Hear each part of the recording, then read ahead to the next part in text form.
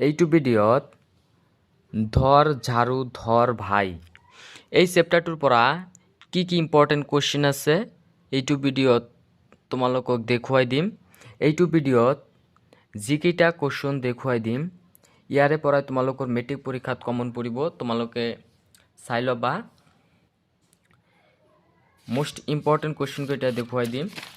তোমালোকে প্ৰথমতে 106 নং পৃষ্ঠা বাহিৰ কৰি লোৱা। ইয়াৰ পৰা চাবা ইয়াত কেইটামান মোষ্ট ইম্পৰ্টেণ্ট কুৱেশ্যন আছে, কেনেকুৱা টাইপ কুৱেশ্যন আহিব মই দেখাই দি আছোঁ। ইয়াৰ পৰা তোমালোকৰ কুৱেশ্যন এটা দিব, অম্বিকাগিৰি ৰায়চৌধুৰী ৰচনা কৰা দুখন কবিতা পুথিৰ নাম লিখা। এইটো মোষ্ট ইম্পৰ্টেণ্ট কুৱেশ্যন হয়, তোমালোকে চাবা। দুটা কবিতা পুথি তুমি আৰু বিনা দুটা চাবা, ইম্পৰ্টেণ্ট আছে। তাৰপিছত চেতনা আলোচনীৰ সম্পাদক কোন আছিল, এইটো মোষ্ট ইম্পৰ্টেণ্ট কুৱেশ্যন, এইটো চাবা। চেতনা আলোচনীৰ সম্পাদক আছিল অম্বিকাগিৰি ৰায়চৌধুৰী। তাৰপিছত অম্বিকাগিৰি ৰায়চৌধুৰী অসম সাহিত্য সভাৰ কোনখন অধিৱেশনত তেওঁ সভাপতি আছিল, এইটো মোষ্ট ইম্পৰ্টেণ্ট, তোমালোকে মনত ৰাখিবা। মাৰ্গেৰিটা আৰু কিমান চনত, 1950 চনত। তিনিটা কুৱেশ্যন দেখাই দিলোঁ ইয়াত। ইয়াৰে পৰা তোমালোকৰ এটা 100% চিয়'ৰ পাবা কুৱেশ্যন, তোমালোকে চাবা। তাৰপিছত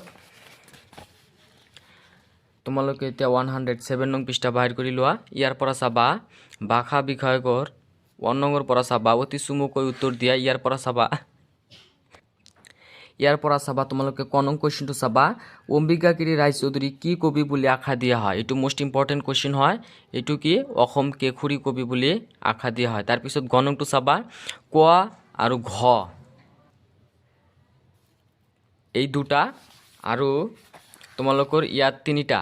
ইয়াৰ পৰা তোমালোকৰ এটা কমন পাবা, 100% চিয়'ৰ, তোমালোকৰ মেট্ৰিক পৰীক্ষাত দেখিবলৈ পাবা ইয়াৰ পৰা। তাৰপিছত তোমালোকে লং কুৱেশ্যনৰ বাবে চাবা 2 আৰু 3, এইটো বহুত ইম্পৰ্টেণ্ট। 3 নংটো, নহ'লে যে বিশ্বসভাত নহ'ব তোৰ বহাৰ ঠাই, বিশ্বসভাত বহাৰ ঠাই পাবলৈ হ'লে কবিয়ে কি কৰিবলৈ নিৰ্দেশ দিছে, তোমালোকক দেখাই দি আছোঁ। এনচাৰটো মই দেখাই দি আছোঁ, তোমালোকে চাবা 2 আৰু 3 এই দুটাৰ পৰা এটা তোমালোকৰ এটা মেট্ৰিক পৰীক্ষাত কমন পৰিব, 100% চিয়'ৰ। তোমালোকে 3 নংটো ভালকৈ চাবা,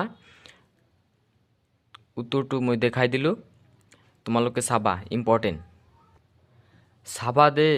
যিবিলাক দেখাই দি আছোঁ ইয়াৰে পৰা তোমালোকৰ কমন পৰিব। তাৰপিছত তোমালোকে এতিয়া 108 নং পৃষ্ঠা বাহিৰ কৰি লোৱা। ইয়াৰ পৰা চাবা তোমালোকে 2 নংটো চাবা, মোষ্ট ইম্পৰ্টেণ্ট,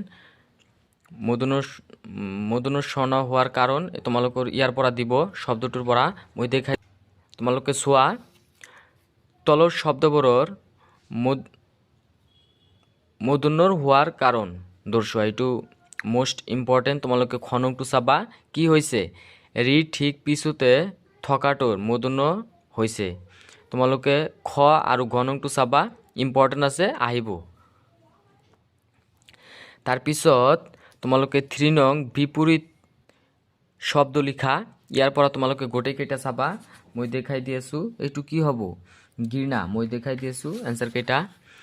ঘৃণা হ'ব, বিপৰীত শব্দ হ'ব প্ৰেম, স্বাৰ্থ নিস্বাৰ্থ, জীৱন মৰণ, বীৰ বীৰু। তোমালোকে চাবা। এইটো ভিডিঅ'ত তোমালোকক এই চেপ্টাৰটোৰ পৰা যিকেইটা কুৱেশ্যন দেখুৱাই দিলোঁ ইয়াৰে পৰাই তোমালোকৰ কমন পৰিব, 100% চিয়'ৰ, তোমালোকে চাই ল'বা। যদি তোমালোকে মোৰ চেনেলত প্ৰথমবাৰৰ বাবে হোৱা, চেনেলটো ছাবস্ক্ৰাইব কৰিবা আৰু তোমালোকৰ বন্ধুবৰ্গৰ মাজত চেনেলটো শ্বেয়াৰ কৰিবা।